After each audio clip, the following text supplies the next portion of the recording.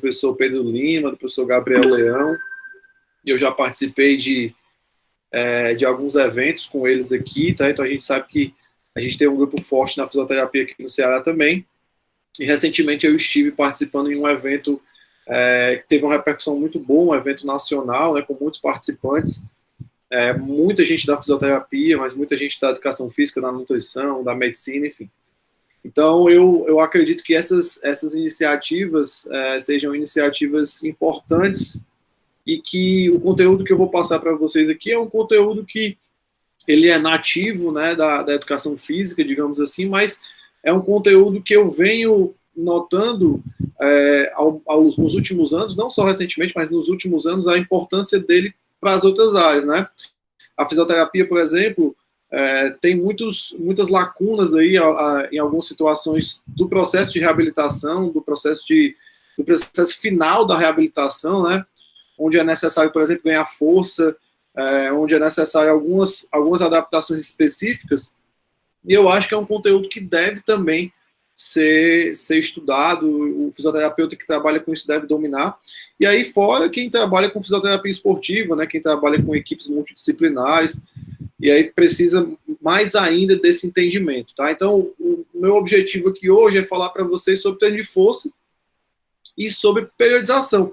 Obviamente, pessoal, que isso é um tema extremamente longo, extremamente amplo, é algo que a gente passaria aqui muito tempo falando, muitos dias conversando sobre isso, né? Mas eu vou tentar aqui focar para aquilo que eu acredito que seja mais importante. Aquilo que eu acredito que, a partir do momento que vocês entendam, que vocês dominem os conceitos que eu vou falar aqui para vocês, vocês possam tomar decisões clínicas mais assertivas, né?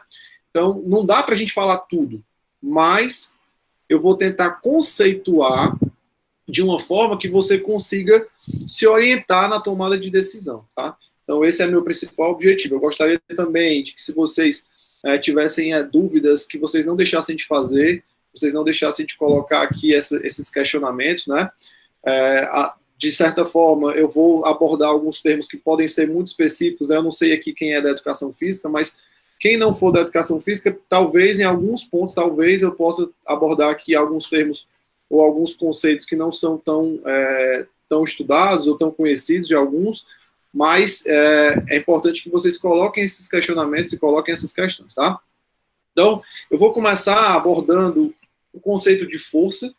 É um conceito que é importante para que eu possa determinar o que é treinamento de força, o treinamento resistido, né?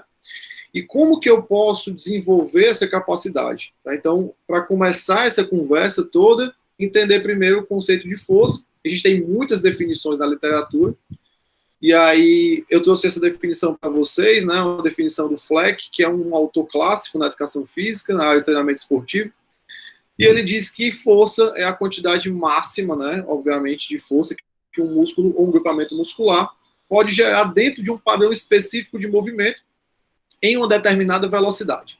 De uma maneira mais simples, a gente pode dizer também que a força é basicamente a capacidade que o meu sistema neuromuscular tem de gerar tensão.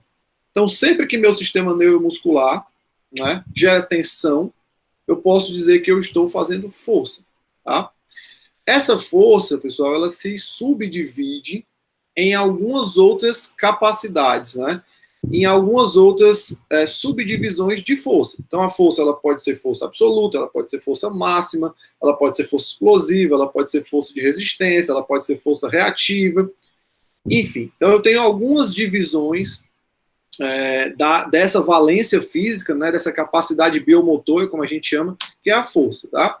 Quando eu penso em treinamento, eu posso fazer treinamentos específicos para cada tipo de valência, para cada tipo de força. Tem um treinamento específico para quando eu quero aumentar a minha força máxima, eu tenho um treinamento específico para quando eu quero aumentar a minha força explosiva, eu tenho um treinamento específico para quando eu quero aumentar a minha resistência de força, e assim sucessivamente.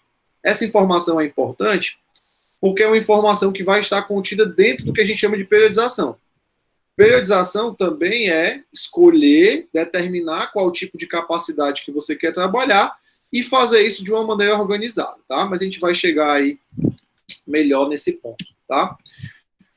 Eu poderia aqui passar um dia todo falando de fisiologia neuromuscular para vocês. E os conceitos da fisiologia neuromuscular são importantes para entender o treinamento de força. Né? Às vezes os alunos eles têm uma dificuldade enorme de conseguir fazer o link da fisiologia neuromuscular com a sala de treinamento de força. Né? Na verdade, o que acontece na sala de treinamento de força, naquele momento que você está realmente treinando, levantando peso e tal, é o que vocês aprendem na fisiologia neuromuscular. E é importante fazer esse link. E eu queria destacar, dentro da fisiologia neuromuscular, alguns conceitos pontuais. Né? Não vou conseguir falar de todos, mas alguns conceitos pontuais.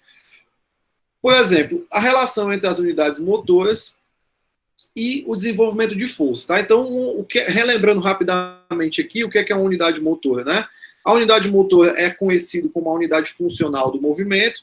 Ela é a ligação entre um motoneurônio e todas as fibras que são inervadas por esse motoneurônio. A isso nós chamamos de unidade motora, ou seja, um motoneurônio e todas as fibras que esse motoneurônio inervam, a gente chama esse complexo de unidade motora, tá? E esse complexo unidade motora, pessoal, ele tem uma relação direta com o aumento de força, tá? Tem uma relação direta com o desenvolvimento dessa capacidade que a gente vai falar aqui. Por quê? Porque quando eu quero aumentar a força, eu preciso estimular uma capacidade que nós temos no sistema neuromuscular, que é a capacidade de recrutamento, ou a capacidade de excitação de unidades motoras.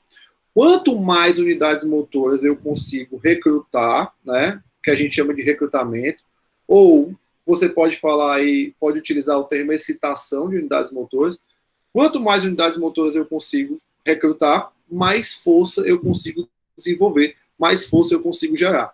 Então, já é um conceito do início da aula que vai ser importante lá no final.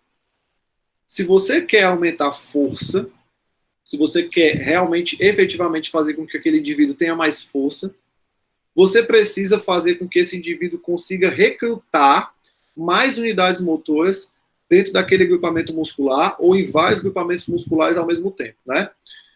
Eu sei que muitas vezes na fisioterapia você acaba tendo um foco específico, localizado em algum músculo, né? Você vai fazer um processo de reabilitação de algum determinado músculo específico, ou o processo de reabilitação vai envolver o desenvolvimento de algum músculo de maneira específica.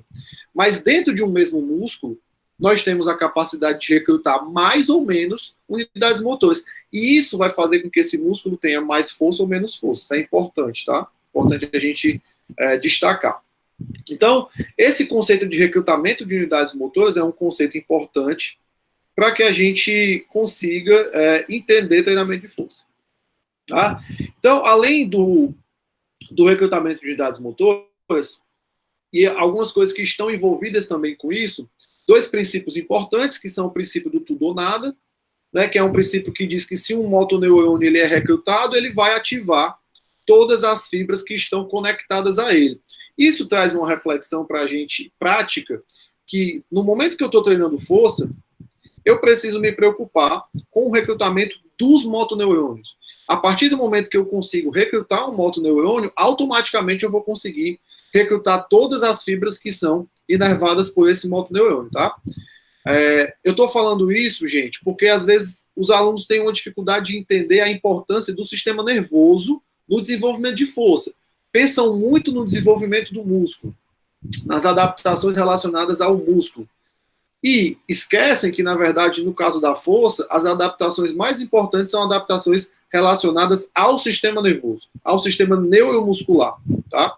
E dentre essas adaptações, por exemplo, essa capacidade que nós temos de recrutar essas unidades motoras, tá? O princípio do tamanho, ele me fala que quanto maior é o calibre, né, de um motoneurônio, maior é o limiar de ativação desse motoneurônio. Então, neurônios que são menores, né, menos calibrosos, nós recrutamos primeiro, e depois nós recrutamos neurônios que requerem um estímulo maior para ser recrutado, ou seja, neurônios mais calibrosos. Isso faz diferença também na prática? Muita.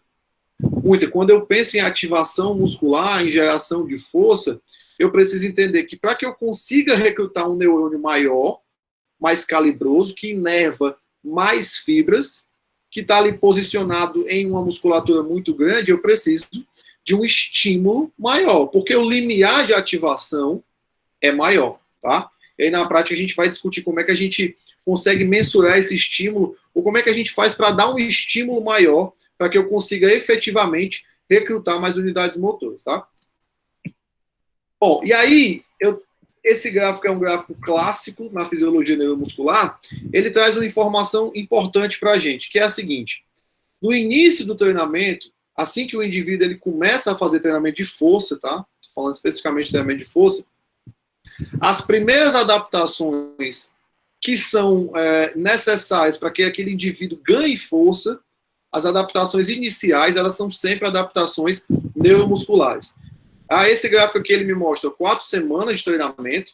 Aqui, nessa parte inicial aqui, eu tenho um indivíduo que vai fazer treinamento por 4 semanas. Ele não é um indivíduo treinado, vai começar a fazer treinamento de força agora. E nessas 4 semanas, a força, percebam que aqui eu tenho a linha de força que estava aqui no 0 e subiu até esse ponto em 4 semanas, ela aumenta. Ou seja, em 4 semanas é possível, completamente possível, que o indivíduo aumente a sua força. 4 semanas é tempo suficiente para que você consiga aumentar a força, principalmente se você for destreinar.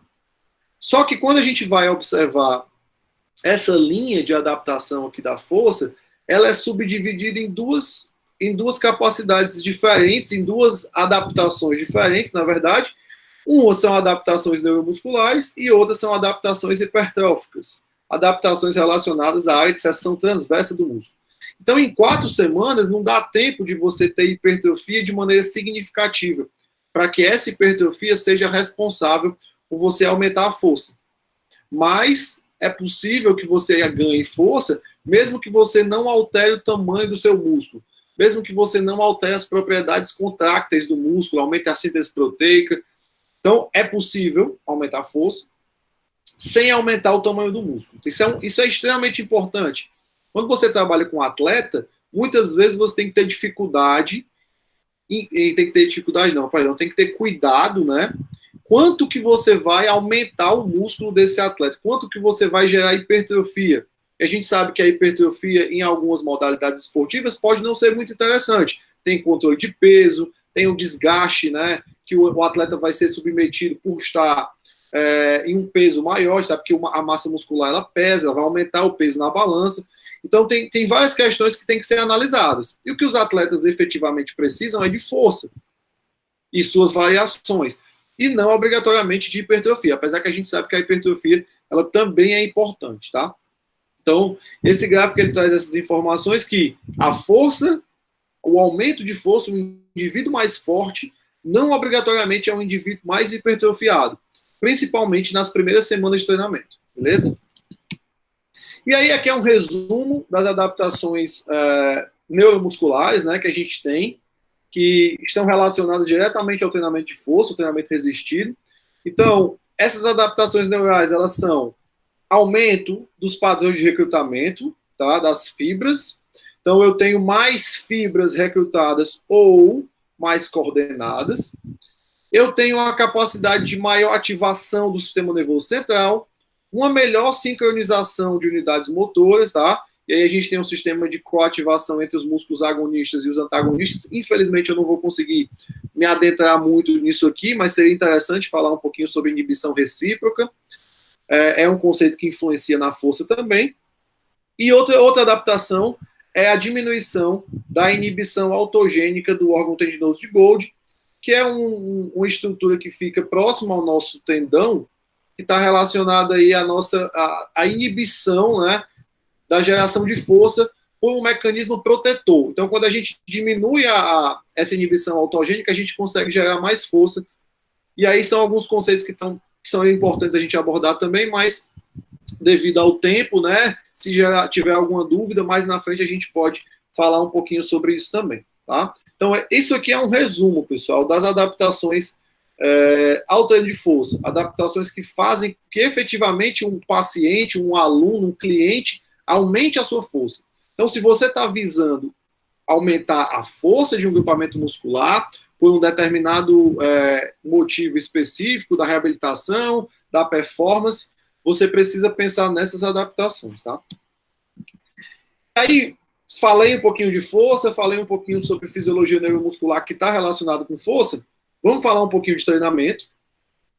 E, no final, fazer um link, né, do treinamento com força e pensar um pouquinho em periodização, tá? Isso aqui é algo muito comum para quem é da educação física, né? São os princípios do treinamento esportivo. Nós temos aí alguns princípios que regem a prescrição de exercício, né? Muitas vezes as pessoas acham que prescrever exercício é fácil, é simples, mas prescrever exercício obrigatoriamente deve preconizar que você leve em consideração todos esses princípios aqui, esses fatores relacionados ao treinamento esportivo, tá? Obviamente que eu não vou conseguir falar de todos. Aqui hoje eu vou me ater com vocês sobre adaptação, princípio da adaptação e da sobrecarga. Vou falar sobre individualidade biológica um pouco e vou falar sobre intensidade e volume, que é algo que eu vou adentrar bem com vocês aqui, porque vai fazer muita diferença no entendimento de vocês ao treinamento de força, tá?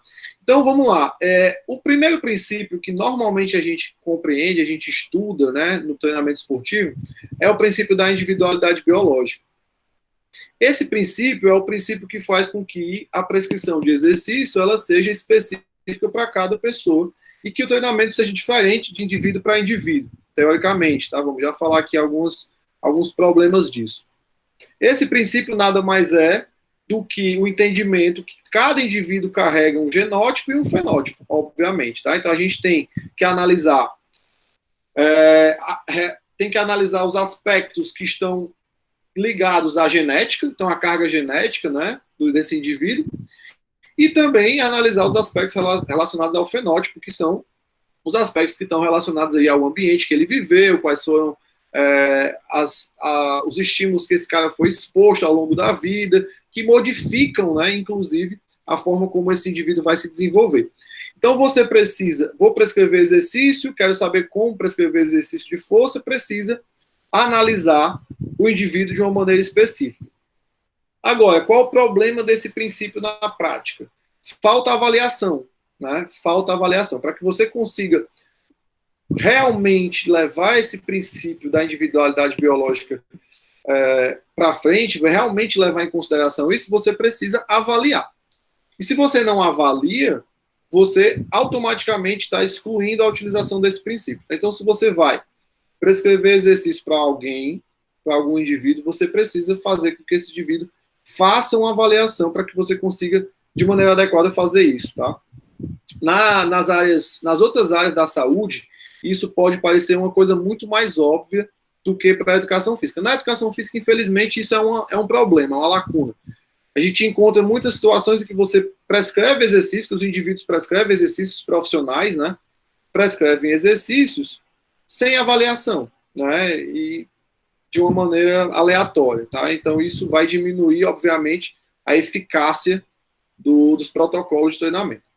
Então, quando eu penso em individualidade biológica, obrigatoriamente, eu preciso levar em consideração o princípio da individualidade biológica. E, nesse caso, preciso fazer a avaliação, tá?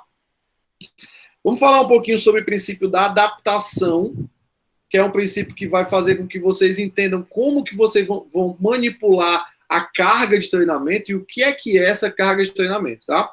Para a gente começar a falar sobre o princípio da adaptação, eu preciso relembrar um conceito clássico dentro da biologia, que é o conceito da homeostase.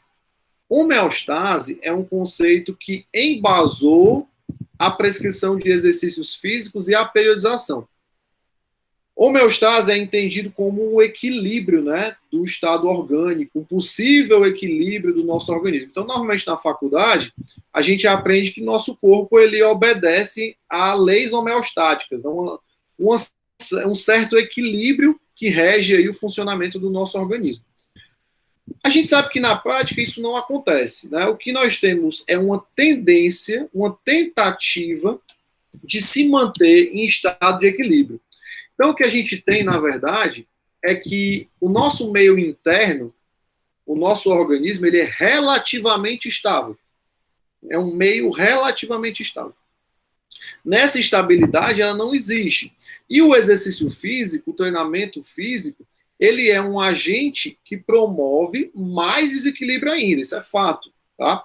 Então, para que eu entenda de princípio da adaptação, eu preciso entender que o exercício físico, ele age como uma forma de desequilibrar mais o sistema que já é desequilibrado, e que esse sistema, ele tem uma tendência a retornar para valores normais, valores padronizados, em algumas variáveis, tá?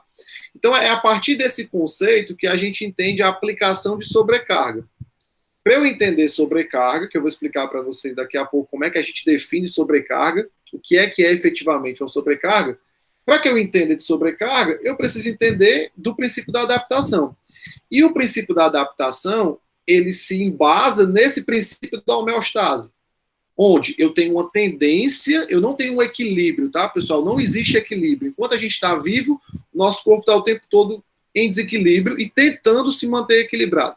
Mas eu tenho uma tendência de ter um meio relativamente estável em algumas variáveis fisiológicas. Essas variáveis, a gente chama de variáveis homeostásicas ou variáveis alostáticas, são variáveis em que eu consigo saber que existe uma tendência normal. Por exemplo, pressão arterial, temperatura interna, temperatura corporal, a frequência cardíaca, de certa forma. Então, essas variáveis fisiológicas, nós sabemos que elas têm uma certa estabilidade. E nós temos aí um comportamento mais normalizado. O que a gente faz?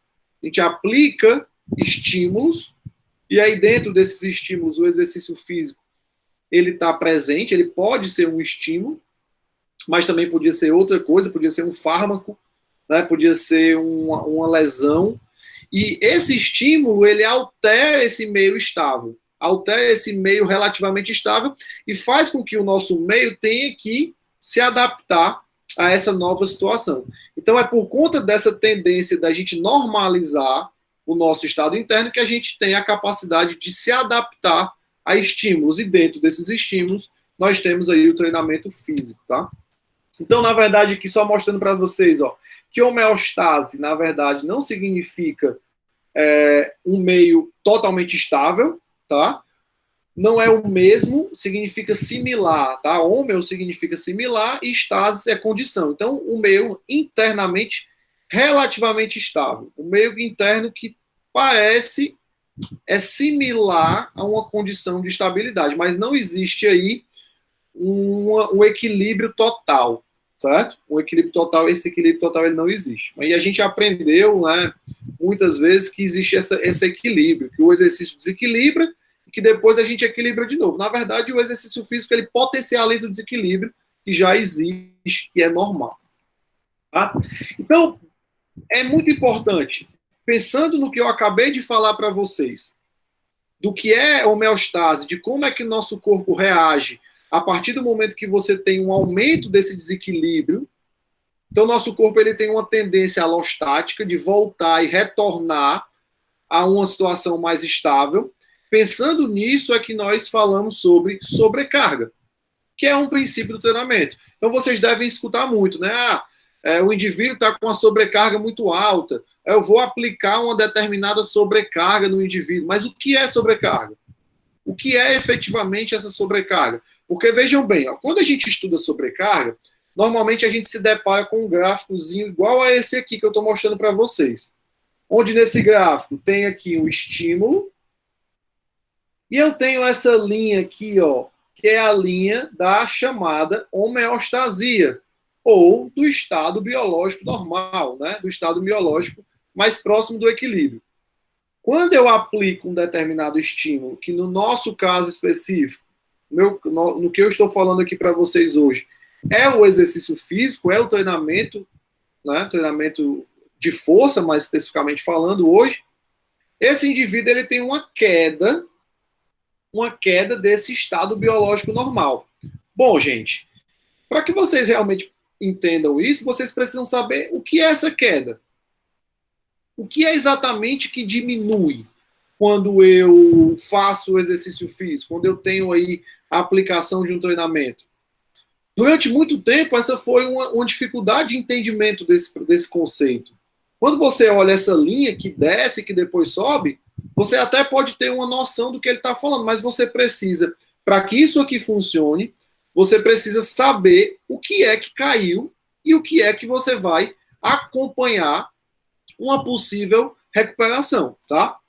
Então, o princípio da sobrecarga diz que a partir de um estímulo, que no caso esse estímulo é a sobrecarga, o nosso corpo entra em estado de fadiga e dependendo do processo de recuperação, você pode ter uma compensação e um retorno ao seu estado biológico normal e uma possível, dependendo da situação, uma possível supercompensação, certo? Então, eu já ouvi falar em supercompensação, já ouvi falar que você consegue supercompensar nas suas capacidades. Supercompensação, então, vem disso aqui. Vem daqui, tá? Esse termo supercompensação vem do princípio da adaptação. Então, o teu corpo, ele se adapta e ele possivelmente aumenta a capacidade que ele tinha anteriormente. É isso que faz a gente ficar mais forte, é isso que faz a gente ficar com adaptações no nosso sistema energético, é isso que faz com que a gente tenha adaptações no sistema cardiovascular. Então, é esse princípio que faz com que a gente melhore, tá? Mas não é tão simples quanto está escrito aqui, como está mostrando aqui nesse gráfico. Porque para cada tipo de estímulo, eu tenho uma resposta específica. E para cada tipo de valência ou de capacidade que eu esteja trabalhando, eu também tenho uma resposta específica. Então, quando a gente vê isso aqui, parece fácil, mas é extremamente difícil na prática você acompanhar esse processo. O que normalmente as pessoas fazem é aplicar um estímulo e, de maneira empírica, imaginar quando que aquele indivíduo chegou na supercompensação, sem saber, na verdade, o que está acontecendo na prática. Porque é difícil saber o que está acontecendo na prática. E a gente vai falar um pouquinho melhor sobre como fazer isso, tá? Então, é possível, Paulo, supercompensar? É possível melhorar uma determinada capacidade? Óbvio. É possível, com certeza. Mas como é que eu vou ter certeza que isso aconteceu? Aí é que entra o mais importante. Para você saber se você melhorou ou não, você precisa monitorar e controlar a sobrecarga. Você precisa aplicar uma sobrecarga, acompanhar e monitorar aquele indivíduo durante o período de recuperação e saber se realmente aquele indivíduo supercompensou, ou seja, se aquele indivíduo está melhor do que ele estava anteriormente. E na prática, as pessoas não fazem isso. Esse é que é o problema. Dentro do sistema de treinamento comum, as pessoas não fazem isso. A gente aplica sobrecarga, depois aplica outra sobrecarga, depois aplica outra sobrecarga, sem saber se efetivamente aquele indivíduo está recuperado. Então, isso é muito importante de vocês entenderem. A aplicação da sobrecarga, ela tem que ser monitorada e controlada. E você tem que saber especificamente o que é essa sobrecarga, que é o que eu vou falar para vocês agora, tá? Então, antes de eu passar para a sobrecarga, pessoal, só mostrar para vocês aqui o modelo ideal de aplicação de carga, tá? O que é o modelo ideal de aplicação de carga? Eu apliquei o estímulo, o indivíduo entrou em fadiga, eu não posso aplicar estímulo aqui nesse X, que é onde o indivíduo estaria ainda se recuperando daquela carga que você aplicou anteriormente. Então, eu precisaria esperar que ele compensasse e chegasse nesse estágio de aumento da capacidade para que eu aplicasse de novo um novo estímulo. Então, esse aqui é o modelo teórico ideal, melhor dos mundos, que é muito difícil da gente alcançar na prática. Apliquei um estímulo, o indivíduo se recuperou, supercompensou, apliquei outro estímulo, o indivíduo se recuperou, supercompensou, e assim sucessivamente, tá? Isso é o modelo ideal de aplicação de carga. No mundo real, no mundo perfeito, acontece dessa forma. Na prática, a gente precisa monitorar, controlar os indivíduos o máximo possível para que a gente consiga saber se efetivamente eles chegaram nesse ponto. Se eu pudesse dizer para vocês aqui, Paulo, tem um segredo hoje na preparação física, tem um segredo hoje na periodização, no treinamento esportivo, na performance, tem. O segredo é saber quando é que o indivíduo está melhor ou quando é que ele não está bem, que ele precisa de recuperação. Esse é o que a gente está aí há alguns anos lutando para descobrir. Tá? A gente vai falar um pouquinho mais sobre isso. Tá? Essa carga de aplicação, esse estímulo, ele pode ser um estímulo muito fácil, muito leve, né? Um estímulo adequado ou um estímulo muito forte. O tipo de estímulo, a magnitude do estímulo que você vai aplicar vai diferenciar o tipo de adaptação. Estímulos mais leves, cargas mais leves, tendem a ser cargas que promovem uma menor fadiga, mas também que não promovem uma adaptação positiva tão alta. A carga muito pesada é uma carga que você demora muito tempo para se recuperar e muitas vezes não consegue ter uma supercompensação. Já a carga chamada adequada é a carga onde você tem um nível de fadiga intermediário e você consegue aí supercompensar uma determinada capacidade, certo? Então, nós precisamos entender qual é o tipo de estímulo que está se aplicando naquele indivíduo, naquele paciente, naquele atleta. A partir do momento que eu sei qual é o estímulo que eu estou dando, eu monitoro o que vai acontecer após esse estímulo para saber quando eu posso aplicar um novo estímulo. Beleza? Basicamente é isso. E o que é sobrecarga, gente? O que é sobrecarga? Tá? Então, eu falei para vocês lá que a sobrecarga é o estímulo. É o estímulo que a gente dá através do treinamento físico. Para que eu tenha adaptação, eu tenho que ter sobrecarga. Quando a minha sobrecarga não é adequada, eu não tenho adaptações adequadas. Eu posso ter adaptações negativas e eu simplesmente posso não ter adaptação nenhuma. Depende do que eu estou fazendo, tá? Então, isso aqui que eu vou falar para vocês é extremamente importante que vocês não esqueçam, tá? E é uma discussão que, apesar de ser básica, hoje ainda se discute o entendimento disso aqui que eu vou falar para vocês. Sobrecarga, pessoal, basicamente é um agente estressor, que no nosso caso é o exercício físico, que altera as demandas fisiológicas normais, que altera as nossas demandas fisiológicas do dia a dia, certo? Quando eu aplico a sobrecarga dessa, eu obrigo o meu organismo a se adaptar, baseado naquele princípio que eu expliquei para vocês da homeostasia ou da holostase, certo? Basicamente isso. E o que é que essa sobrecarga é? Sobrecarga é três coisas, ou são três coisas. Simples. Sobrecarga é volume, sobrecarga é intensidade e sobrecarga é densidade. Então, gente, quando eu falo em treinamento de força, em qualquer tipo de treinamento, você sobrecarrega o indivíduo de três formas. Ou você sobrecarrega ele com muito volume, ou você sobrecarrega ele com muita intensidade, ou você sobrecarrega ele alterando a densidade do treinamento. E qual é que é o grande lance? Por que isso é tão discutido? Porque quando você sobrecarrega com intensidade, você tem adaptações específicas a isso. Quando você sobrecarrega com volume, você tem adaptações específicas a isso. E quando você altera a densidade, você também tem adaptações específicas para isso. Então, eu preciso saber o que é que eu tenho que fazer, por exemplo, para ganhar força. Eu tenho que sobrecarregar mais no volume, mais na intensidade. Como é que eu tenho que controlar essa sobrecarga? Como que tem que ser isso? Então, não tem nada diferente disso aqui. É simples. Sobrecarga, aplicação de exercício, depende de três coisas: volume, intensidade e densidade. E só. E só. O problema é que hoje as pessoas confundem. Chamam de volume o que na verdade é intensidade, chamam de intensidade o que na verdade é volume, não entendem do que é densidade, e aí a gente gera algumas confusões, tá? Bom, vamos lá. A gente tem aqui o volume e a intensidade como sendo as variáveis mais discutidas aqui dentro do planejamento, tá? Normalmente a gente aprende do treinamento esportivo clássico, aprende na faculdade, que o volume e a intensidade são inversamente proporcionais.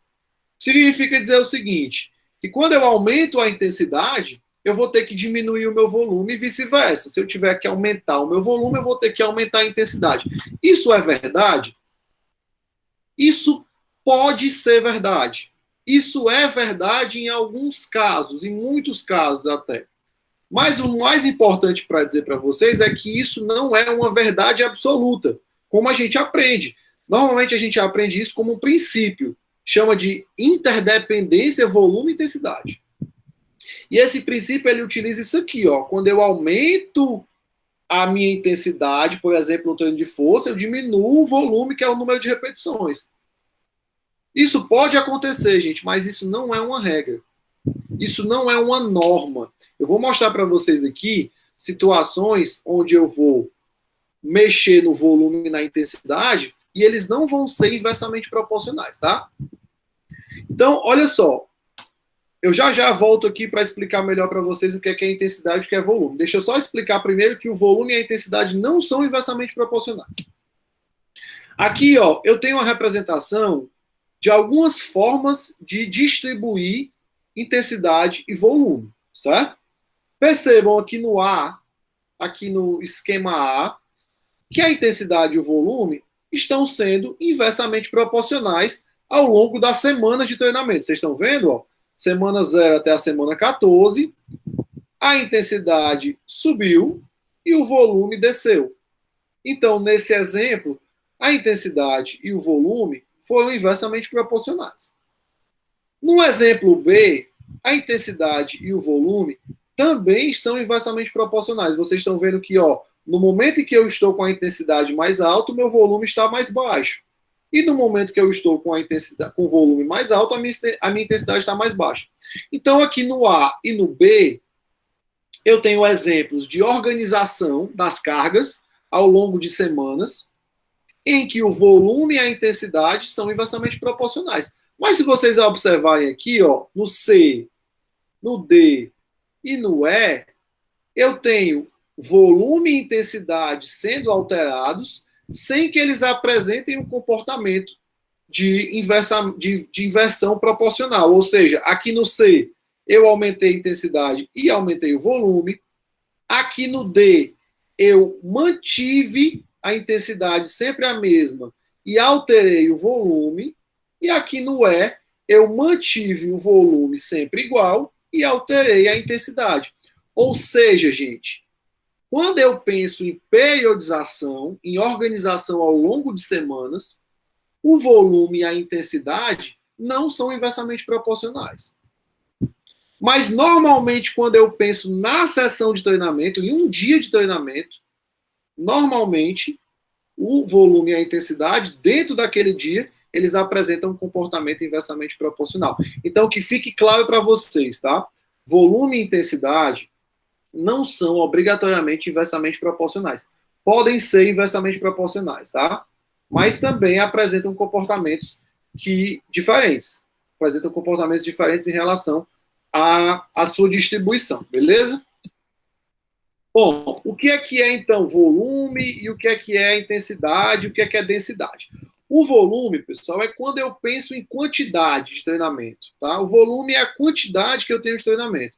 Então, o volume é quando eu penso em distância percorrida, em tempo que você passa treinando, o número de exercícios, número de séries, número de repetições, tá? Tudo isso é volume, é a quantidade, tá? A intensidade, no treinamento de força, ela está correlacionada ao percentual de carga. O percentual de força que você está aplicando naquele determinado exercício. E a gente mede esse percentual de força normalmente pelo percentual de um RM. O que é um RM? É uma repetição máxima que você faz em um determinado movimento. Isso no treinamento de força. Mas, por exemplo, no treinamento cardiovascular, a gente utiliza o percentual do VO2 máximo, certo? Então, normalmente, quando eu aumento a carga em quilos, o peso, normalmente eu aumento a intensidade. No treinamento de força, a intensidade ela é o percentual de um RM. Presta atenção no que eu estou dizendo para vocês. No treinamento de força, a intensidade é o aumento do percentual de um RM. Não é mais nada. Não é mais nada. Aumentar a intensidade no treinamento de força é aumentar o percentual de um RM. Beleza?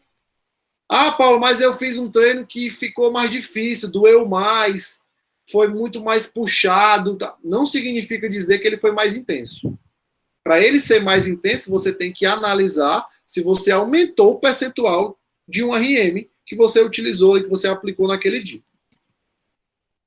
E a gente tem a densidade, por último, tá? Que a densidade, basicamente, é a relação entre o estímulo e a recuperação.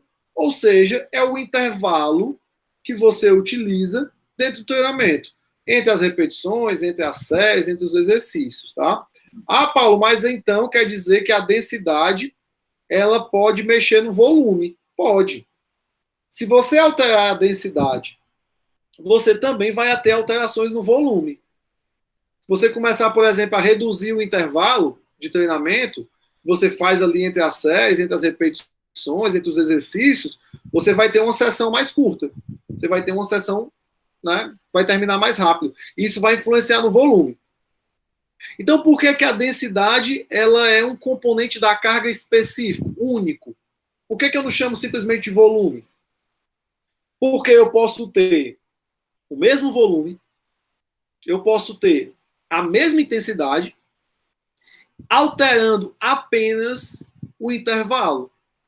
E aí, percebam que nesse caso específico, eu, por exemplo, aqui nesse exemplo, ó, eu tenho aqui 3 de 10 repetições, 3 séries e 10 repetições é o volume. Eu tenho a carga que foi utilizada para você fazer 10 repetições máximas, que é a intensidade. E você fez com 2 minutos de intervalo.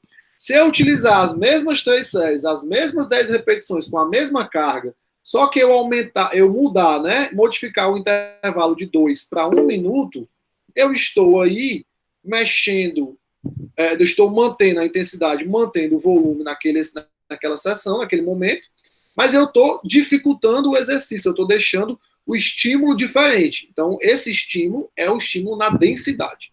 Beleza? Isso é importante, tá? Bom, gente, eu acho que eu vou correr aqui, eu tenho muita coisa para falar ainda, eu acho que eu não sei até quanto tempo eu tenho, até que horas a gente tem aqui para ir falando, mas eu vou agora entrar na prescrição de treinamento, tá? Então, essa parte inicial foi para que vocês entendessem um pouco da fisiologia neuromuscular, entendessem um pouco dos princípios do treinamento esportivo, o que é sobrecarga, o que é volume, o que é intensidade, o que é densidade, para que a gente entenda como prescrever treinamento de força, como periodizar, como organizar, como fazer isso de uma maneira mais lógica, tá? Então, a prescrição de treinamento de força, como vocês estão vendo nessa imagem, é muito complexa. O desenho de um programa de treinamento de força, ele envolve muitas variáveis, certo? Envolve os princípios que eu acabei de falar para vocês, mas também envolve o tipo de ação muscular, a velocidade de execução, quantas vezes por semana você vai treinar um determinado grupamento muscular, a ordem dos exercícios, enfim, são vários aspectos que você precisa analisar quando você vai pensar em prescrever treinamento de força, tá? E quando você organiza todas essas ideias, os princípios, juntamente com as variáveis, você tem aí resultados específicos de valências específicas. Então, você tem aí a hipertrofia, que não é uma capacidade de força, é um desfecho, mas é uma forma que você tem que trabalhar.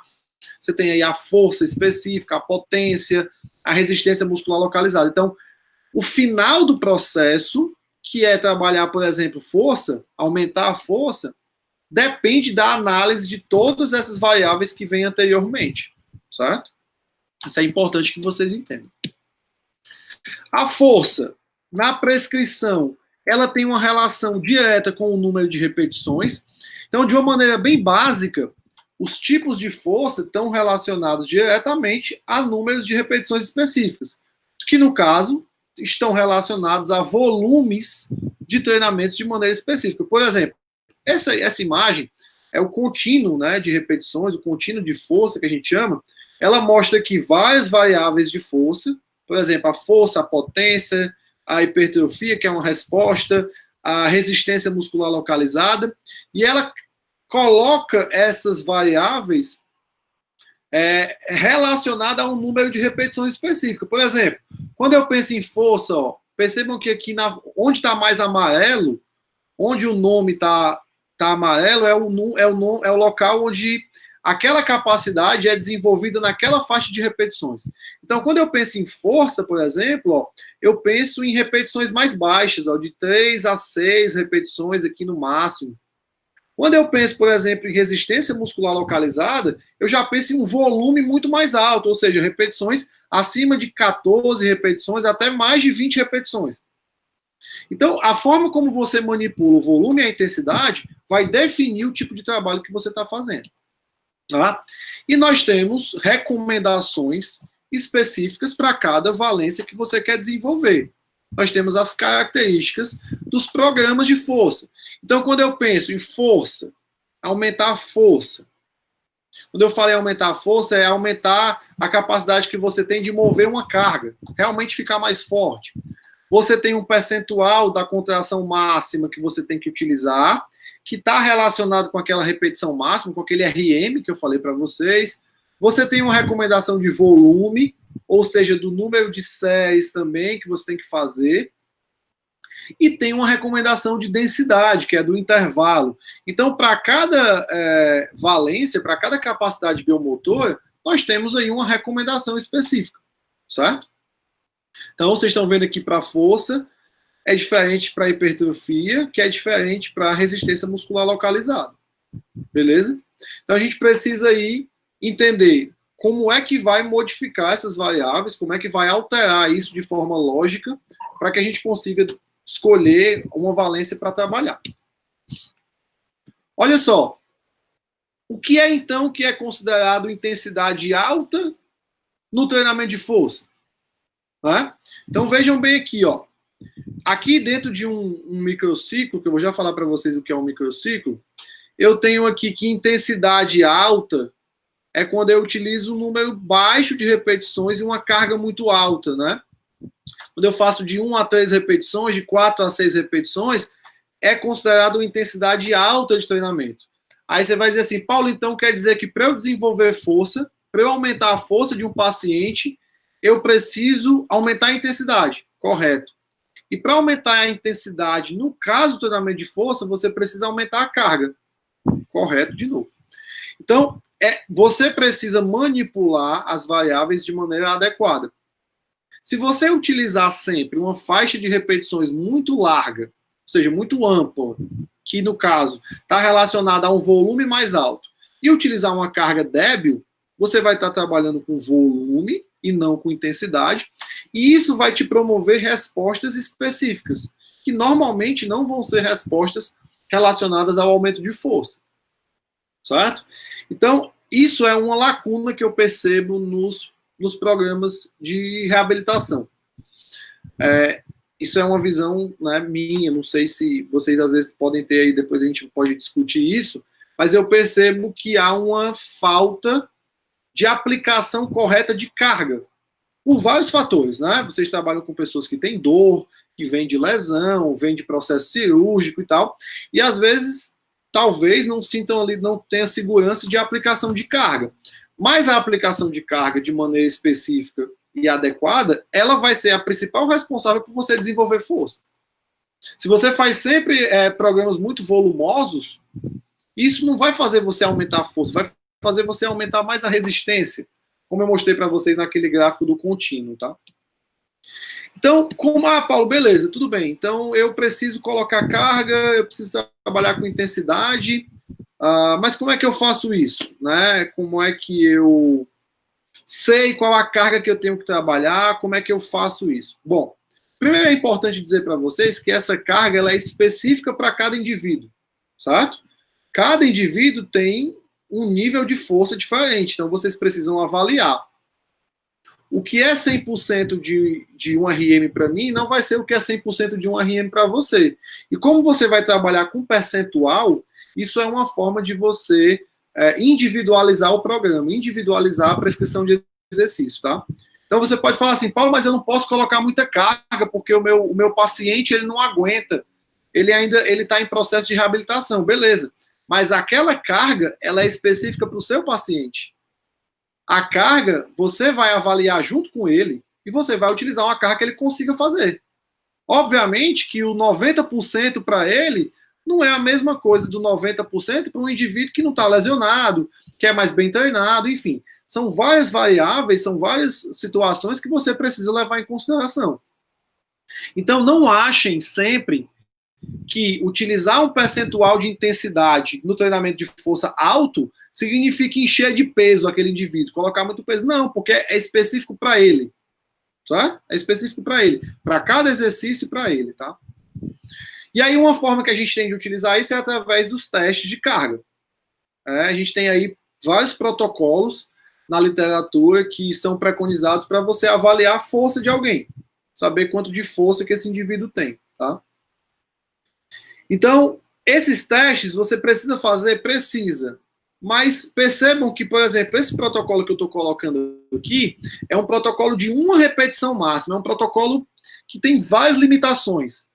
Ele é um protocolo que expõe o indivíduo a efetivamente uma carga muito alta, ou seja, pode expor um indivíduo que não é muito adaptado a treinamento a uma lesão, né?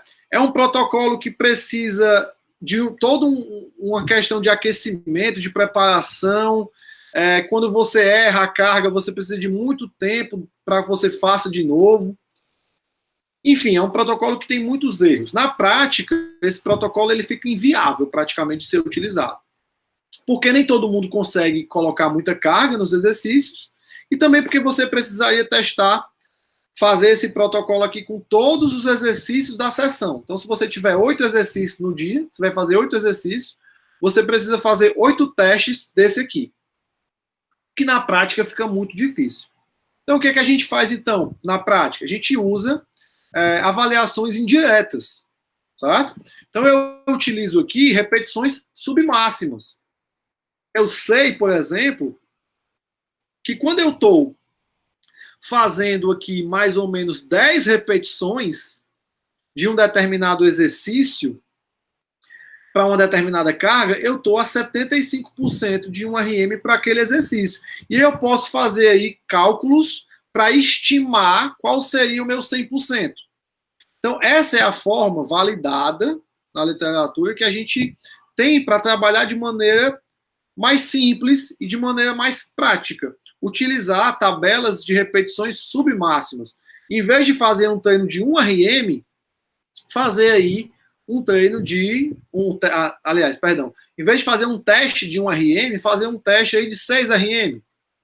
Ou fazer um teste até mesmo de 10 RM. E aí, quando eu faço 10 RM, quando o indivíduo consegue completar 10 repetições, eu sei que ele estava exposto ali a uma intensidade de 75% da intensidade máxima dele, da carga máxima dele.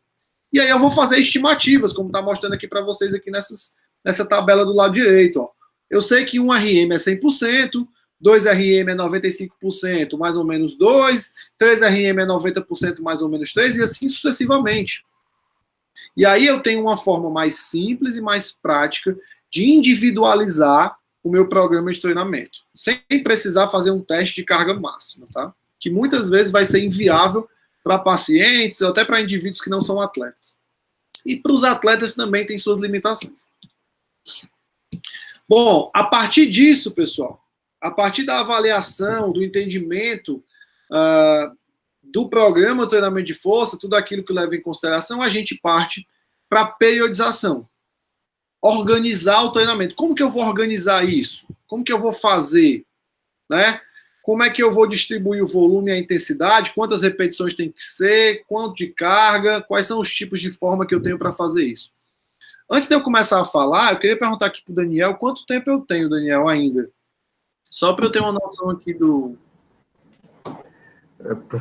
Professor Paulo, o tempo que você precisar, aí, em torno de 20 a 30 minutos, aí você fique à vontade, tá bom? É suficiente, tranquilo, então.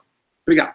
Então, quando eu penso todas essas nuances aí, a gente entra para quebrar a cabeça e organizar essas variáveis de uma maneira sistemática, de uma maneira lógica, tá?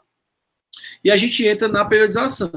Rapidamente, tá? Sem aqui se aprofundar muito nos conceitos, periodização basicamente é você distribuir algo em pequenas partes, em pequenos segmentos mais fáceis de você controlar. Ou seja, a periodização, ela basicamente, ela significa que você vai dividir um determinado objetivo que você tem em pequenas partes para que você consiga controlar melhor essas partes, tá? Então, esse é um conceito, uma definição bem clássica de periodização do Bompa, que eu particularmente faço muitas críticas aos modelos clássicos de periodização, mas ela traz uma ideia que talvez, na minha opinião, é a principal ideia, que é a ideia que você precisa realmente fazer uma estruturação para que você consiga alcançar um objetivo, e que essa estruturação, ela parta do princípio que você precisa organizar, né, aquele teu tempo que você tem em pequenas partes. E o principal objetivo de você fazer isso em pequenas partes é que você consiga controlar melhor essas pequenas partes, tá? Então, eu já vou dizendo de cara para vocês aqui, tanto para atleta como para quem não é atleta. Não faz sentido utilizar modelos de periodização muito longos. Na verdade, não faz sentido muito utilizar muitos modelos. O modelo de periodização, ele te atrapalha muito, porque ele te engessa muito, ele te deixa muito rígido. E a periodização, ela tem que ser extremamente flexível, ela tem que ser extremamente mutável. Ela muda o tempo todo, tá? Justamente por conta do que você vai acompanhando, das avaliações que você vai fazendo. Mas isso é periodização, tá, pessoal? Periodização, basicamente, é você dividir algo maior em pequenas porções, períodos diferentes, para controlar melhor isso. Na periodização do treinamento esportivo, a gente tem aqui alguns conceitos bem básicos e bem clássicos, que é a divisão desses períodos, tá? Nós chamamos os pequenos períodos, que normalmente são as semanas de treinamento, tá? De microciclos. Então, os microciclos são as semanas de treinamento, tá? Semana 1, semana 2, semana 3. Os mesociclos, eles estão relacionados a vários microciclos juntos, né? Então, quando eu somo vários microciclos, várias semanas, eu formo um mesociclo. Normalmente, eles são a junção aí de 4 ou 5 semanas, formam um mês. E o planejamento maior é o que a gente chama de macrociclo, são vários mesociclos juntos, né? Normalmente aí relacionado ao ano, tá? Quer dizer, um ano de treinamento. Que na prática, como eu já falei para vocês, a gente não utiliza isso, tá, pessoal? Periodização de um ano. Você não sabe nem se você está vivo daqui a um ano, quanto mais está fazendo periodização para daqui a, né? Então, na periodização, a ideia é que você trabalhe da menor maneira possível. Então, aqui, eu particularmente gosto sempre de trabalhar na esfera da semana e do dia. Os dias são as unidades de treinamento, né? Segunda, terça, quarta, quinta, sexta, é a unidade de treino mesmo. Então, eu trabalho nessa esfera aqui, ó. Microciclo e unidade de treino. Para mim é o máximo. A gente periodiza da forma mais moderna por microciclos, por semanas. A gente organiza as semanas. Por que isso é bom? Porque eu sei o que eu vou trabalhar naquela semana, sei quanto de carga que eu vou trabalhar naquela semana, acompanho qual foi a resposta que o indivíduo teve àquela semana de treinamento e modifico na semana seguinte, dependendo dessa resposta. Para isso, eu preciso de ferramentas de controle. Tá? Então, isso aqui são conceitos básicos de periodização, microciclo, mesociclo e macrociclo.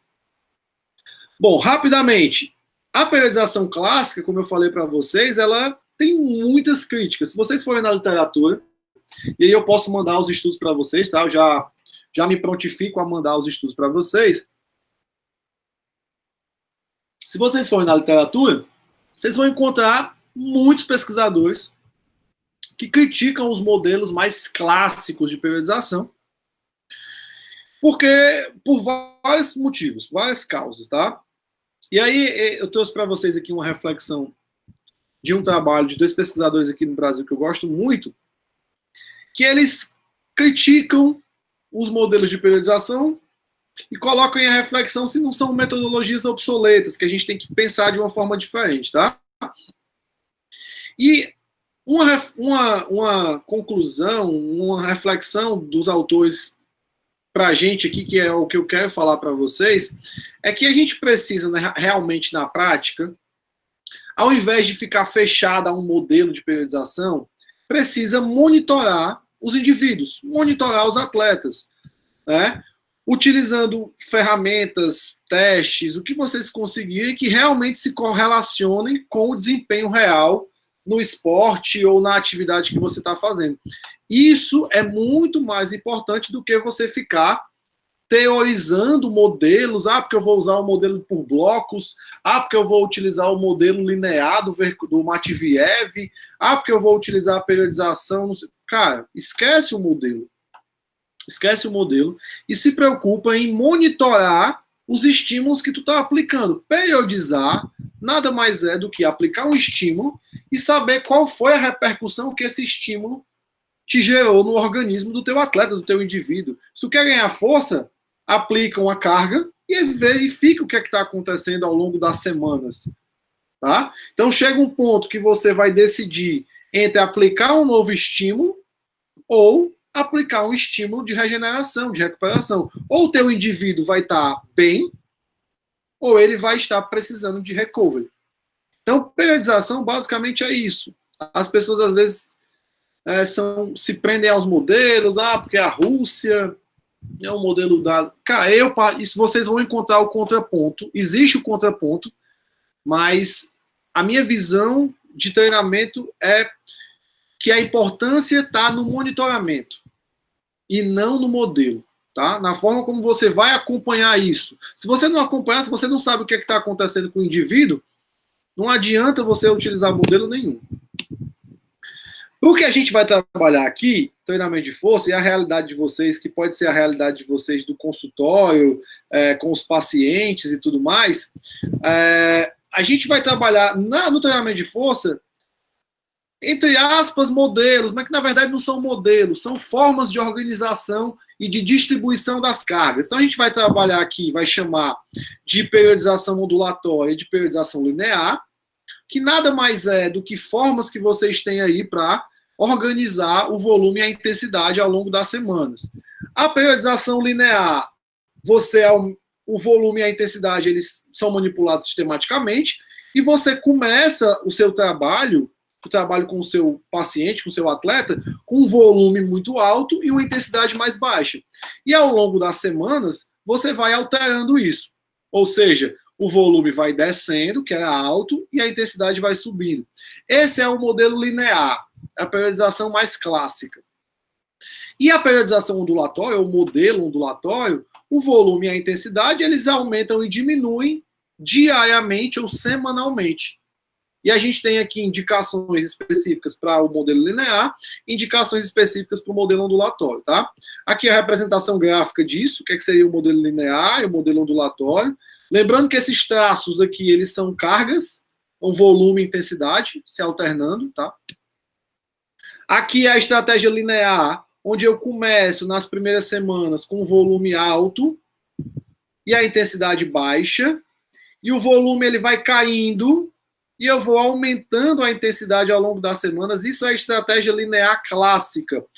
Um exemplo disso no esporte é eu fazer 4 semanas de hipertrofia, um volume mais alto e intensidade mais baixa, depois diminuir o volume e aumentar a intensidade e fazer força, e depois fazer potência. Isso é uma distribuição bem clássica de treinamento aqui, tá? Aqui eu tenho vários mesociclos, ó, 1 mesociclo, 2 mesociclos e 3 mesociclos, tá?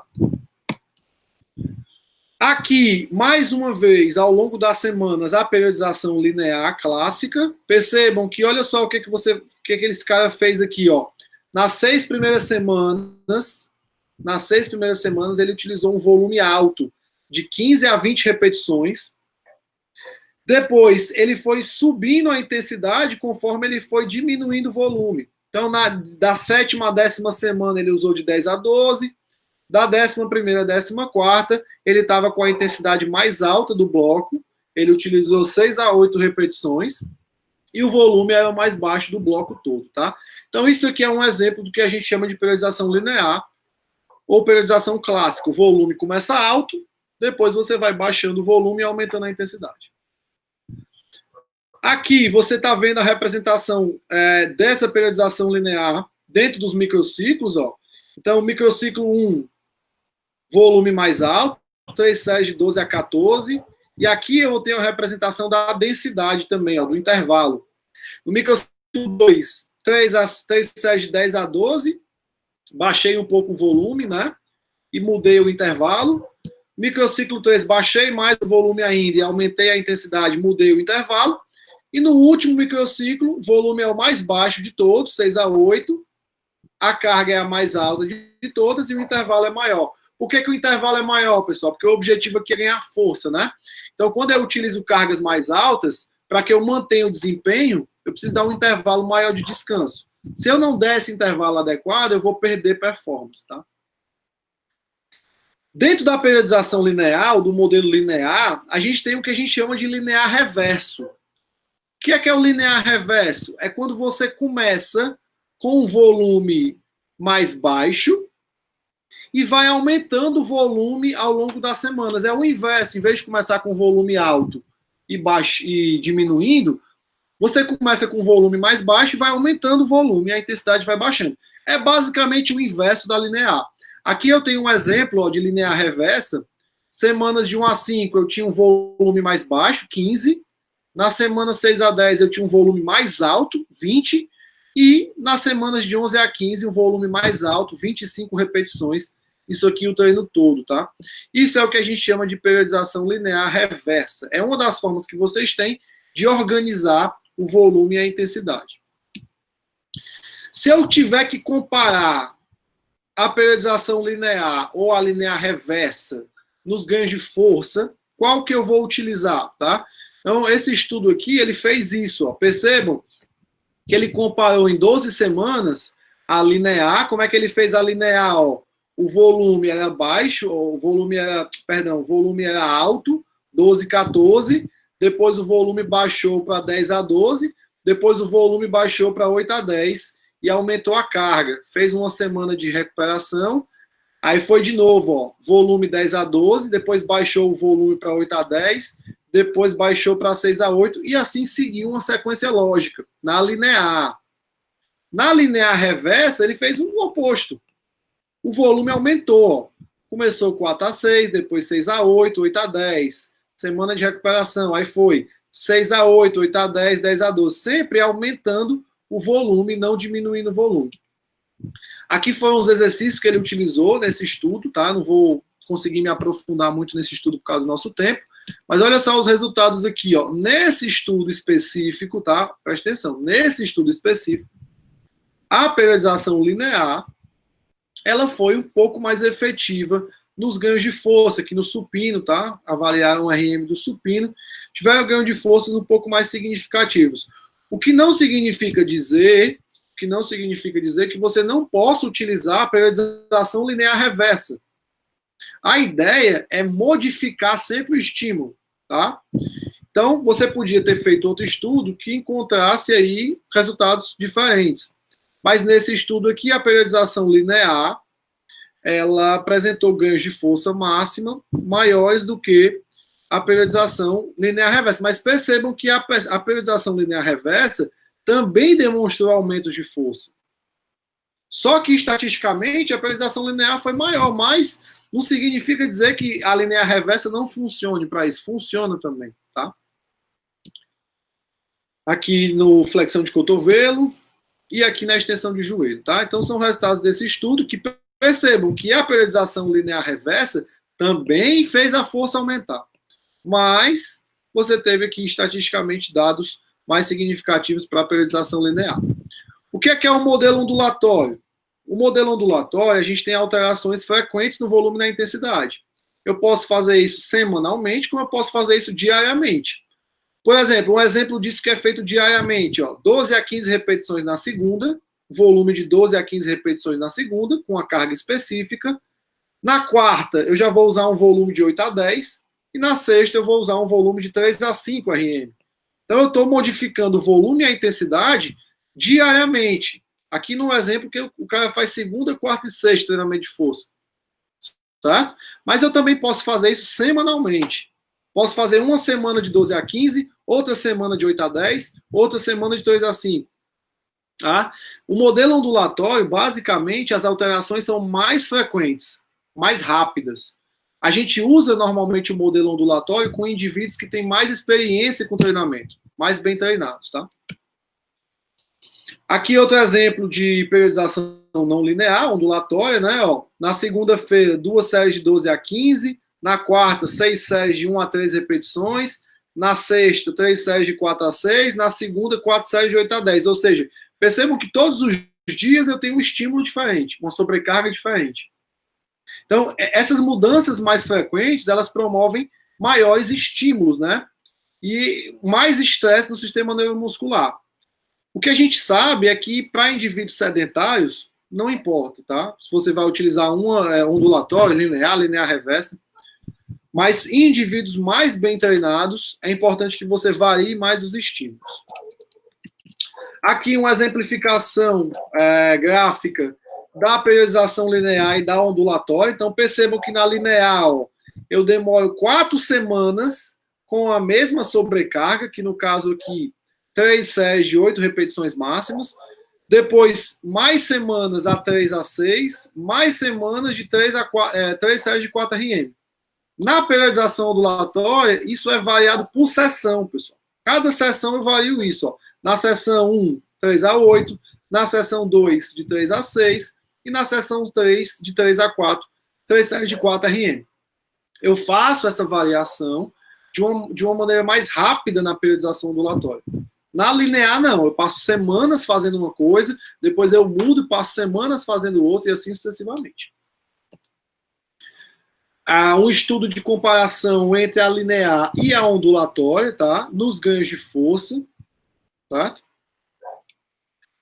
Aqui, só mostrando para vocês o desenho do grupo que fez linear, ó. Então, o grupo que fez linear das semanas 1, ele fez sempre a mesma coisa, semana 1, 3 séries de 12, semana 2, 3 séries de 10, semana 3, 3 séries de 8, e assim sucessivamente, tá? Foi sempre isso, 12, 10, 8, 6, 12, 10, 8, 6.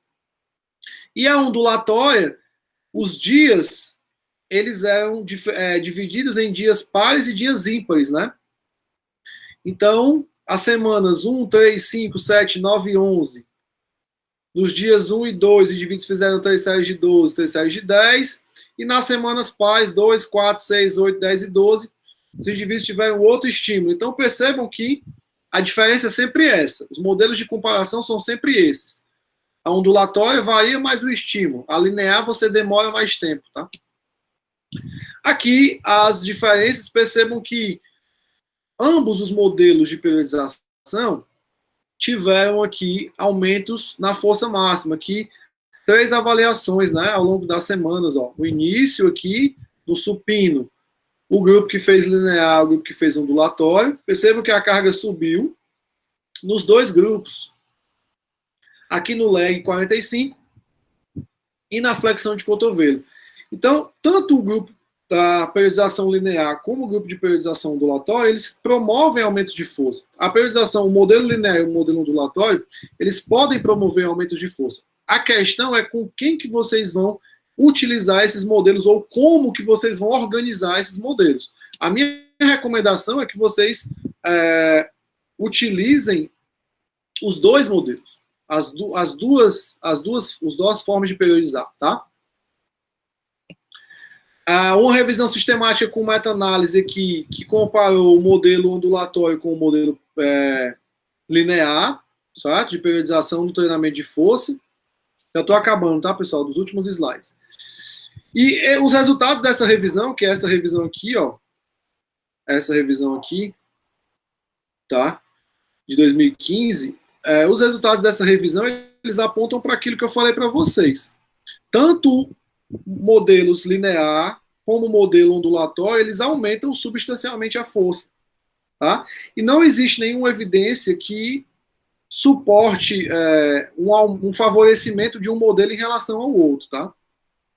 Agora, o que é importante é que você tenha variedade de treinamento, estimule diferentes formas da força, use periodização linear, use periodização ondulatória, que você faça variações disso, tá? Lembrando que a gente tem um viés aqui desses estudos, que a maior parte desses estudos é feito com indivíduos destreinados. Então, cuidado quando você for também pensar em indivíduos treinados, você tem que fazer essa leitura, tá? Aqui são uma revisão sistemática também com meta-análise para os efeitos da periodização linear e ondulatória na hipertrofia, mas a gente não está aqui analisando hipertrofia, né? Mas só para vocês verem também, pessoal, que não tem muita diferença, tá? Não tem muita diferença para o linear ou para o ondulatório. Não existe aí uma forma de periodizar que vai te melhorar mais a força ou que vai melhorar mais a hipertrofia. O que é importante é você organizar de uma maneira mais adequada. Então, aqui nesse caso da hipertrofia é a mesma coisa, tá? Não existe nenhuma evidência que demonstre benefício de um modelo em relação ao outro, tá? Os dois modelos de periodização promoveram hipertrofia. A grande questão é como você faz isso. Tá? Então, gente, eu acho que eu falei um pouco demais aí, passei um pouco do meu tempo, tá? Peço desculpa aí para vocês, esse assunto ele é muito amplo, e aí a gente tenta resumir da melhor maneira possível. O importante, a mensagem final, né, dessa aula, é que vocês procurem entender o conceito, e aí eu sei que o fisioterapeuta ele trabalha com prescrição de exercício em algumas fases, em algumas situações, né? Eu sei que o nutricionista precisa entender de prescrição de exercício também para adequar a estratégia nutricional. Então, eu sei que essa aula ela é importante não só para a educação física, né? Para a educação física nem se fala. Mas o que eu queria deixar de mensagem final é que vocês entendessem o conceito, entendessem o que é sobrecarga, como que essa sobrecarga ela efetivamente vai impactar o organismo, né, dos indivíduos, como essa sobrecarga vai promover respostas diferentes de indivíduo para indivíduo, para que você possa organizar isso da melhor maneira possível. Tá? Então, essa é a ideia. Obrigado pela participação de vocês. Desculpa ter passado um pouquinho do tempo. E aí eu fico à disposição para tirar dúvidas ou algum questionamento que alguém tenha feito, tá? Então é isso. Obrigadão. Professor Paulo, nós que agradecemos. Não é necessário se desculpar de forma alguma. Eu só peço aqui desculpas da minha parte. Eu tentei habilitar a minha câmera aqui, mas acho que a minha conexão ela não está muito boa. Então, eu acabei desativando aqui a minha câmera para favorecer a nossa segunda parte aqui do nosso evento. Bom? Você me ouve bem, professor? Beleza, tranquilo. Estou ouvindo perfeitamente. Ótimo, muito bom. Então, eu gostaria de agradecer, né, em nome da LASA pela palestra. Nós vamos passar agora para algumas perguntas. Peço para que os ouvintes utilizem o chat para direcionar as perguntas para o professor. Eu vou monitorar aqui as perguntas e vou fazendo aqui para ele. Já temos uma pergunta aqui do Emanuel, né, agradecendo aqui a sua aula, elogiando a sua aula, e perguntando sobre como o mecanismo de cocontração atua na melhora da força. Professor Paulo, fica à vontade. Legal. Pergunta muito boa. Obrigado, Emanuel, pela pergunta. A gente, quando pensa em força para um determinado grupamento muscular, em um determinado exercício, um determinado movimento, nós temos aí uma classificação cinesiológica básica, que é de músculos agonistas e de músculos antagonistas, né? Então, basicamente, né, a cinesiologia ela é uma área que é estudada só pela educação física e pela fisioterapia, então vocês lidam bem com esses conceitos também, então vocês sabem que o músculo agonista é o músculo responsável por fazer o movimento e o músculo antagonista é o músculo que faz o movimento oposto a ele. No mecanismo neural, o músculo antagonista, em indivíduos destreinados, eles têm uma ação maior de frear a ação muscular do agonista, tá? Principalmente por conta do órgão tendinoso de Golgi, tá? Então, isso a gente chama de inibição autogênica do órgão tendinoso de Golgi. O que é que acontece basicamente? Quando você faz um determinado exercício e você não tem ainda um nível de treinamento tão elevado, o teu sistema, o teu corpo entende que aquilo pode ser lesivo para você. E isso é algo muito sensível. Então, eu estou falando de carga, tá? O órgão tendinoso de Golgi, ele responde à tensão mecânica. Como ele está localizado perto do tendão, quando o tendão sofre uma mudança estrutural mais brusca, ou seja, quando ele é exposto a uma carga maior, uma tensão mecânica maior, o órgão tendinoso é ativado. E esse órgão tendinoso de Golgi faz com que você aumente a ativação do músculo antagonista, mandando o músculo antagonista contrair. Quando o músculo antagonista contrai, consequentemente, você diminui a produção de força naquele determinado movimento. O que a gente encontra com indivíduos que são bem treinados em treinamento de força, que tem aí experiência em treinamento de força? Você tem uma diminuição dessa inibição. Ou seja, o órgão tendinoso de Golgi, ele não atua tanto quando você é um indivíduo mais bem treinado. Ou seja, o músculo antagonista fica mais relaxado. Ele diminui menos aí, ele é ativado menos durante um determinado movimento, fazendo com que, consequentemente, você consiga fazer mais força. Qual é que é o problema disso na prática? É que, quando você diminui essa inibição autogênica, você consegue levantar mais carga, você consegue mover mais peso, mas você também fica exposto a um número maior. Você pode ficar mais exposto a uma lesão. Pode, né? Sabe que a lesão depende de muitos fatores, não é simples assim, mas a diminuição da atuação do órgão tendinoso de Golgi, que é um mecanismo de defesa, essa inibição autogênica, ela te permite levantar mais peso, mas, consequentemente, ela te deixa um pouco mais exposto. E é uma resposta normal ao treinamento de força. Você ganha força por conta disso também, tá? Deu para entender o que eu falei? Professor Isso. Paulo, obrigado pela resposta. Só para saber se o Emanuel... Pronto, beleza, eu entendi. Sim, ele já confirmou aqui. Eu gostaria de aproveitar até a pergunta do Emanuel e partir para um assunto que eu acho que pode ter sequência nessa primeira pergunta. Nós sabemos que uma grande parte das situações do dia a dia, ou mesmo do contexto esportivo, demandam de ações musculares, tanto momentos de isometria, quanto momentos de isotonia em fases concêntricas e excêntricas, né? Então, as inversões de ação muscular, né, e os tipos de ação muscular, eles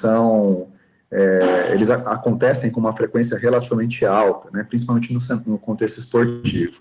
Eu queria saber, né, dentro dessa perspectiva, qual que é a visão que você tem a respeito da importância das ações excêntricas e do treinamento com uma ênfase nesse tipo de ação muscular. Eu estou pensando muito mais em atletas, mas mesmo pensando no contexto do dia a dia, acho que faz sentido também destacar a importância desse tipo de ação, uma vez que existe uma certa divergência entre profissionais quanto à ênfase ou não do trabalho sobre a ação muscular excêntrica. E eu queria ouvir um pouquinho sua opinião a respeito, Paulo. Bom, essa é uma pergunta excelente, né? Bem contextualizada. A gente já tem bastante tempo, né, que a gente vive aí uma fase aí do treinamento onde o treinamento excêntrico ele foi colocado muito em alta, né, principalmente na perspectiva da prevenção de lesões, né. A grande questão da importância ou não importância da utilização do treinamento excêntrico, ela passa pelo princípio da especificidade. Porque o princípio da especificidade, ele também diz respeito ao tipo de contração muscular que você utiliza dentro da prática que você está tentando desenvolver. Então, normalmente, o que a gente encontra hoje é que o treinamento excêntrico ele é utilizado em fases estruturais de treinamento. O que é uma fase estrutural de treinamento? É o que a gente chama de fase geral. É o momento onde você está preparando ali as articulações, os músculos dos atletas, para que ele consiga receber uma carga maior. A gente sabe que o treinamento excêntrico promove um aumento do tamanho do fascículo, né, do músculo, tem aí alterações relacionadas à área de seção transversa diferentes da contração concêntrica. Então, tem a importância que é dada hoje ao treinamento excêntrico, ela está relacionada a essas situações. Aumentar a capacidade estrutural do músculo para receber sobrecarga. Qual é a crítica que eu faço e que muitas pessoas fazem ao treinamento excêntrico? É que em algumas situações de jogo, algumas situações esportivas, na verdade, você não obrigatoriamente tem uma ação excêntrica, por exemplo, dos músculos posteriores da coxa, que é onde a gente tem aí um foco maior dos trabalhos excêntricos, no futebol, em outras modalidades. Então, em algumas fases do sprint, alguns estudos bem recentes recentes, que trabalham com outra perspectiva de treinamento mais complexo, colocam que os isquiotibiais, por exemplo, não trabalham de forma excêntrica, e trabalham sim de forma isométrica. Tá? Então, existe uma crítica da especificidade. Será até que ponto utilizar treinamento excêntrico é específico, né? A gente sabe que na fase geral é algo interessante, é algo que pode ser utilizado por mudanças na arquitetura muscular. O principal ponto do treinamento excêntrico é mudança na arquitetura muscular. E essas mudanças na arquitetura muscular, elas podem aí ter, né, benefícios dentro do programa de treinamento, dentro da prática esportiva. Agora, de maneira específica, é que a gente encontra divergência. Né? Algumas pessoas acreditam que não é interessante utilizar o treinamento excêntrico de forma específica, mas na fase geral, eu acredito que o treinamento excêntrico é importante. De forma específica, a gente precisaria entender se naquele esporte, naquela demanda de movimento que você vai ser exposto, você tem aí uma ação realmente excêntrica. Né? Se você concordar e acreditar que você tem isso, se for um fato, eu acho que pode ser interessante utilizar. Perfeito, Paulo. Eu acredito que esse seja realmente um caminho, né? Você analisa a demanda que o atleta ou que a pessoa está exposta na atividade, que ela necessita para desempenhar essa atividade na melhor performance possível, que tipo de ação muscular ela precisa para isso, sabendo que para músculos diferentes ela pode ser exigida quanto a ações diferentes, e você busca enfatizar de acordo com a demanda. Eu acho que essa é uma linha de raciocínio que ela não é assim exatamente um consenso, mas que nós percebemos que muitos profissionais trabalham dentro dessa perspectiva, né, que você muito bem colocou. Eu gostaria de fazer uma outra pergunta, professor Paulo, um pouco mais geral agora, a respeito de como você analisa, né, o contexto da atuação do profissional que trabalha com periodização de treinamento no Brasil, frente a outros cenários. Né? Você teve a experiência de cursar o mestrado, está fazendo o doutorado, né, numa universidade em Portugal, e imagino que talvez você tenha alguns contrapontos aí para fazer da atuação do profissional brasileiro com o profissional português. Eu não sei se Portugal, como o Brasil está em relação a Portugal, em relação à prática, né? E se Portugal também seria uma referência para nós. Eu queria que você comentasse um pouquinho conosco, por favor, como é que nós estamos em relação a isso. Bom, primeiro dizer que o Brasil ele tem uma... A gente dentro da área de treinamento, de periodização, a gente não costuma dizer conceitualmente que o Brasil tem uma escola, né, de treinamento. Assim, a gente não usa esse termo. Mas o Brasil, ele, em pesquisa e em aplicação, ele está muito à frente, por exemplo, de Portugal, né, como você comentou aí, como você fez essa pergunta nessa área de periodização de treinamento físico, né. E quando eu falo estar à frente, é óbvio que você tem profissionais em Portugal que se destacam, mas em quantidade de pesquisa, em quantidade de profissionais atuando efetivamente, profissionais brasileiros, né, que atuam em outros países, que acompanham altos atletas, o Brasil ele tem aí um nível elevado nessa área de periodização, nessa área de prescrição de treinamento. Tá? Mas aí, na prescrição de treinamento, a gente tem escolas, né? A gente tem a escola do leste europeu, que é a escola da Rússia, da Polônia e tudo mais, e tem a escola mais ocidentalizada, que é a escola americana. Então a gente sempre foi aí bombardeado de informações dessas duas escolas, né? E o que basicamente a gente faz hoje no mundo todo, né, independente de onde você esteja, é confrontar essas informações que vêm da escola do leste europeu, que vem da escola americana, e aí você vai trazendo esses conceitos e vai colocando dentro das realidades. Hoje nós temos modelos, né, entre aspas, de periodização que são utilizados por profissionais aqui no Brasil, que foram estudados aqui, desenvolvidos aqui. Vou te dar um exemplo. Lá em São Paulo, a gente tem um professor chamado Irineu Loturco, do NAR, o Núcleo de Alto Rendimento Esportivo. É uma instituição privada, né, que é bancada por uma empresa e tudo mais, mas só trabalha com atletas olímpicos, só trabalha com atletas de nível muito alto. E o responsável técnico, que é o Irineu Loturco, ele trabalha com um modelo que ele chama de carga ótima.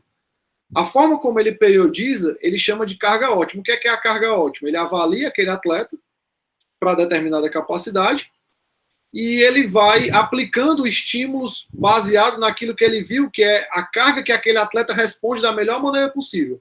Ele aplica o estímulo, utiliza várias ferramentas de controle e monitoramento, verifica se aquele atleta está respondendo positivamente ou não, e depois ele aplica novos estímulos. Isso é algo que aqui no Brasil a gente faz muito bem, está sendo feito, porque o Irineu, além de ser preparador físico, de atuar no campo, ele também é pesquisador, é doutor, então ele publica muito e aplica muito esse conceito de carga ótima, a gente chama de carga ótima. Então, é até uma forma que a gente tem de colocar aí o Brasil também nesse âmbito de grandes pesquisadores, de grandes estudos e grandes preparadores nessa área de treinamento e periodização. Então, a gente está bem representado.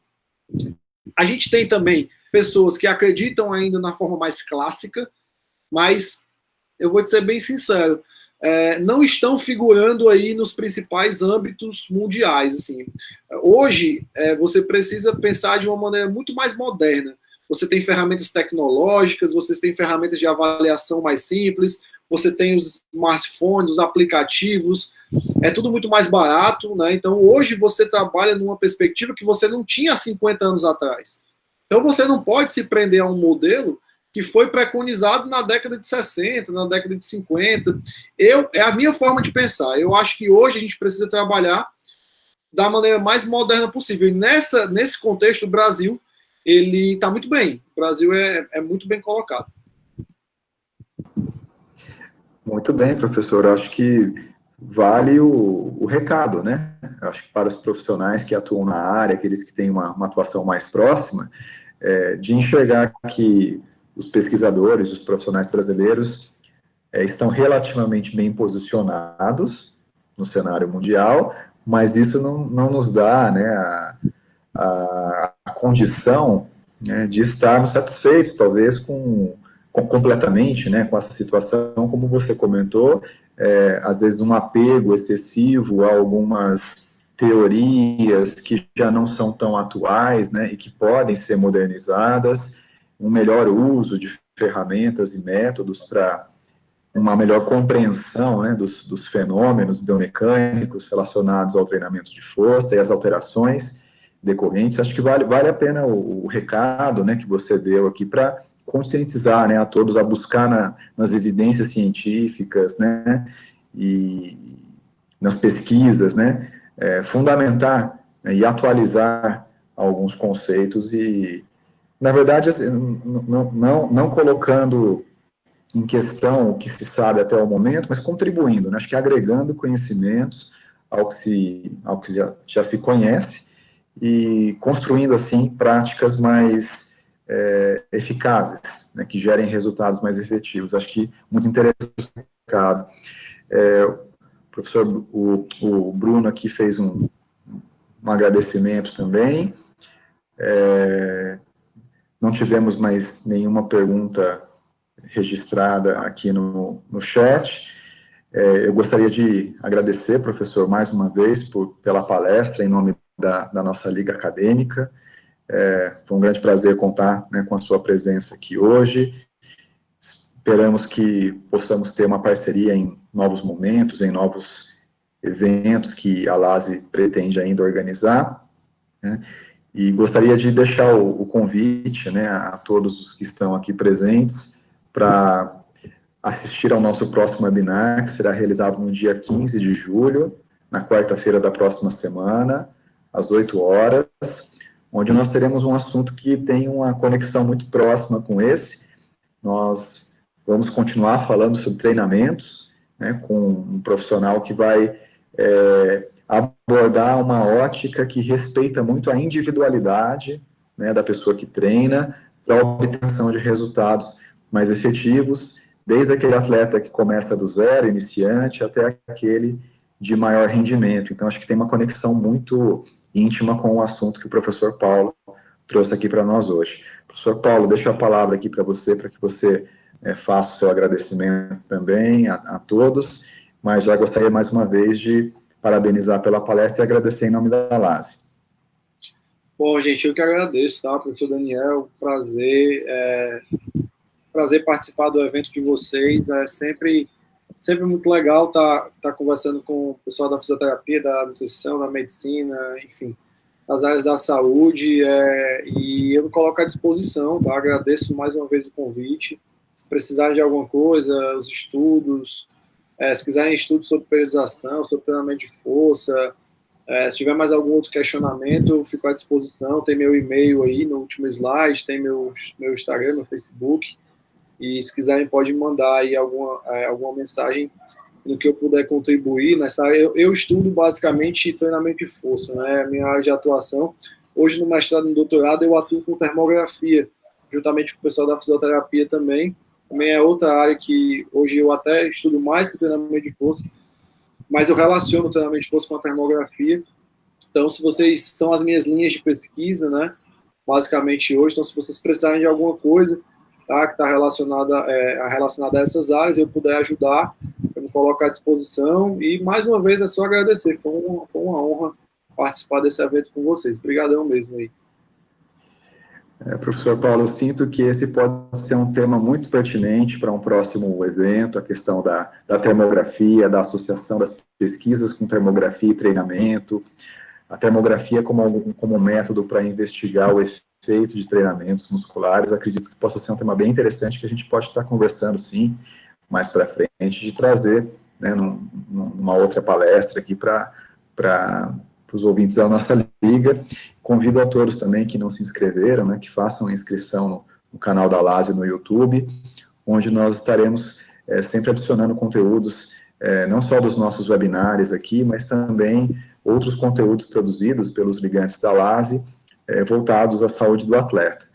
Tá, professor Paulo, mais uma vez, muito obrigado. Eu desejo uma boa noite a você, uma boa noite a todos os que puderam participar aqui do nosso evento, e fiquem bem e tenham uma boa semana.